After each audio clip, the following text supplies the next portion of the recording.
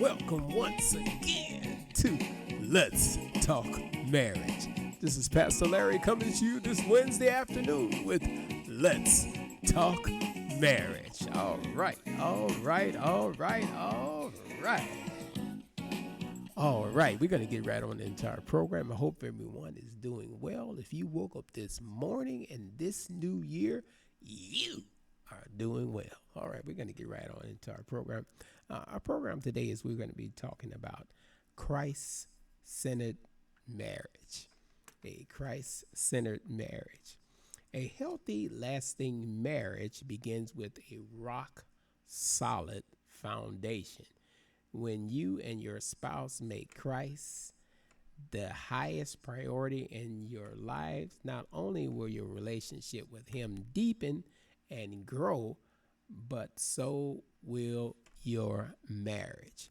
But in order to get to that point, there's some things you have to do before you walk down the aisle. And those that are contemplating getting married, make sure that your marriage is centered around, or a Christ-centered marriage, or make sure you have a Christ-centered marriage. Make sure that you are on one accord. And what I mean by that is when I say one accord, make sure that you are both on agreement on certain things. And before you get to those agreements, make sure that you know that person. Make sure that you know them because there's so many things out there, so many people out there that are very deceiving and can be deceiving. And just because you meet someone in the church does not mean that they're on the up and up, or it does not mean that they're honest, or does not mean that they're righteous. So you have to make sure that you know these people, know where they come from, know their background, know their parents. Make sure you know if they have any children, because if there's children involved, it's a whole different bandwagon. Because if the children are small, then there's going to be, the other party, of the mothers involved and fathers involved, and there's going to be child support and things like that, and in some cases even alimony. So we have to make sure that we know who we are getting involved in. Don't just marry someone just because you feel like you're getting up in years and you don't want to be left alone and you get lonely. Just continue praying. And, if you are female, continue praying, and God will send you your husband. And those husbands that are seeking a wife, make sure that you get the Lord involved in your seeking of a wife. And don't just seek after someone just because their looks, because even though we all are visual, make sure you know the inside of that person. And that's what I mean when you on one accord. Make sure you know that person, because there's so many things that are going on. There's so many people that are deceiving. Make sure you know that person, and there's some of the things that should be discussed before you walk down that aisle. And to have a Christ-centered marriage, one of the things that you want to make sure that you find out or know about is having children in the marriage. Make sure that that's discussed before you walk down the aisle. You don't want to marry someone that said that they don't ever want to have to, because there's some people that don't want to have children, but they, if they tell you that up front, and you know that you want to have children, they've already said that they do not want children, listen to them, hear them. And so you won't enter into a marriage and then get bitter because you don't have children, or get bitter because you had them and the other party did not want to have children. So make sure, because children are a gift from God, but they're also very expensive, and there's things that you have to keep in mind before you have children. One of the things you keep in mind is who's going to keep the child when you're at work, who's going to keep the child if you continue, especially if you both are working. If you can, because most households today, both parties are usually working. If you can afford to, where one stay at home and raise the child, that's all fine. But in most cases, they you usually find outside daycare, and they are expensive. You're talking almost $200 a day. Even at $100 a day, that's still expensive to put out there, considering you have to pay, for gas and stuff and traveling to and from work. So those things have to be taken into consideration before you walk down the aisle.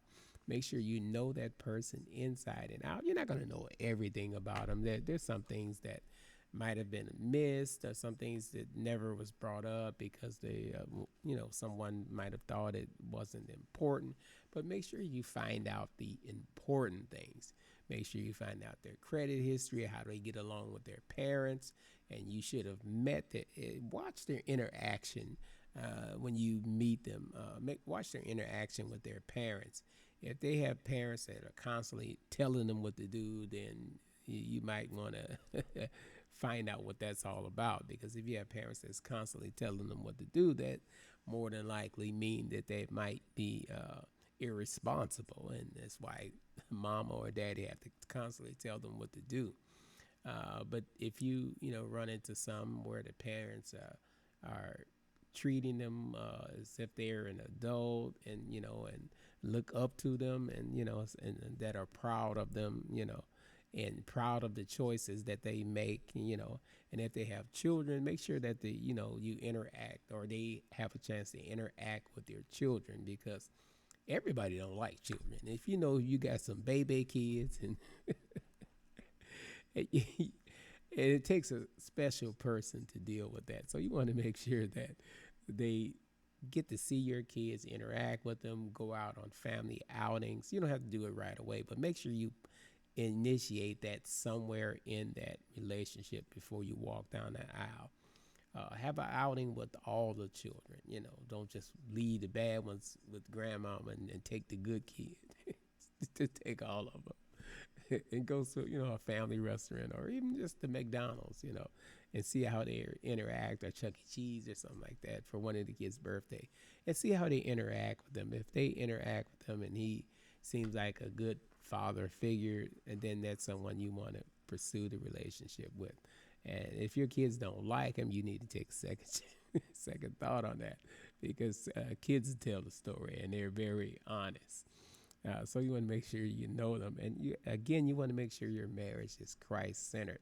And another thing that you should discuss before you walk down the aisle is you should both be on one accord. When I say one accord, if you both go to church, if one of you go to church, you both should go to church. If one of you go to church and the other party does not go to church, you need to take that in consideration as well, because you don't want a conflict where you get married and then you go to church and they wonder why you going to church every Sunday, and they try to talk you out of going. Oh, why don't I take you to brunch? But if they know that if you meet someone that is not going to church, a lot of times, if that's the person for you and God sent them to you, even though, because sometimes God will put you with people that don't go to church.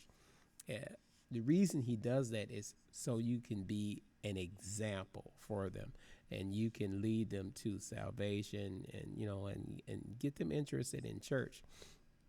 But the thing about it, when you do that, you have to show them that you are consistent, you're faithful. And if you're going to church every Sunday, he knows not to ask you out on Sunday. He'll ask you out Sunday afternoon or somewhere like that, after he knows you out of church.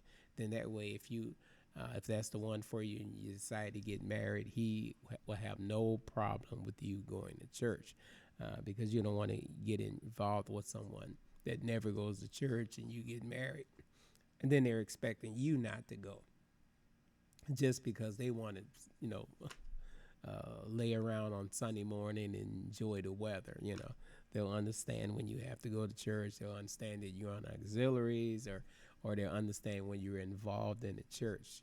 Get them involved in the church. If they have a church picnic or outing or something, for the men, introduce them to your relatives if you have relatives in the church.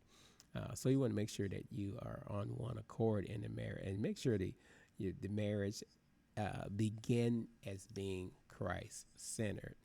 Because when it's Christ centered, you can get a lot done, and your marriage will be successful. Because let's face it, it's so many marriages that are breaking up, and this is a new year, so you want to make sure that you enter this new year with a clear mind and clear conscience. Leave those things behind, the unforgiveness, the grudges. Don't hold grudges this year. If you and your spouse didn't get along last year, start new this year.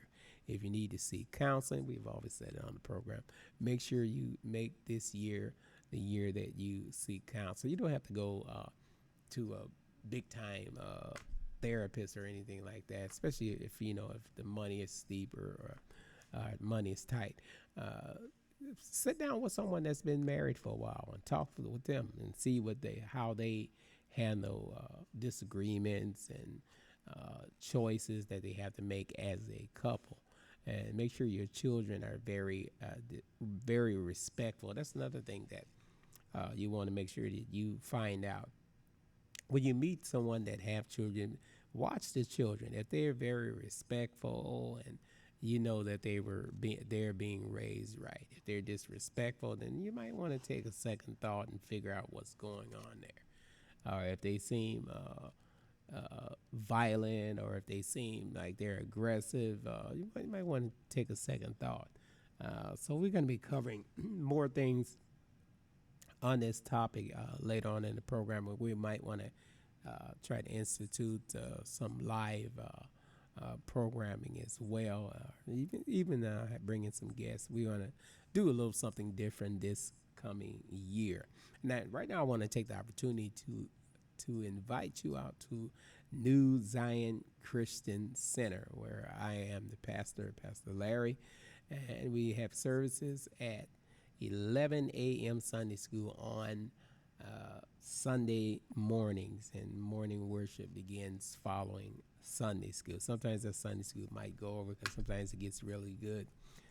So make sure you are in attendance. Again, the address is 15014 South of Desplaines Street in Plainfield, Illinois. I am Pastor Larry, and make sure that you attend some church. If you don't go to church at all, make sure you find a church to go to. And if you don't go to church at all, find a smaller church, where they're just beginning. That way you can fit right in, and especially if you're one of those people that like to be involved in church, find a smaller church, and that way you can work right in and be part of the beginning and part of the growth. This is Pastor Larry. We're going to be signing off until we meet again with Let's Talk Marriage. All right. All right.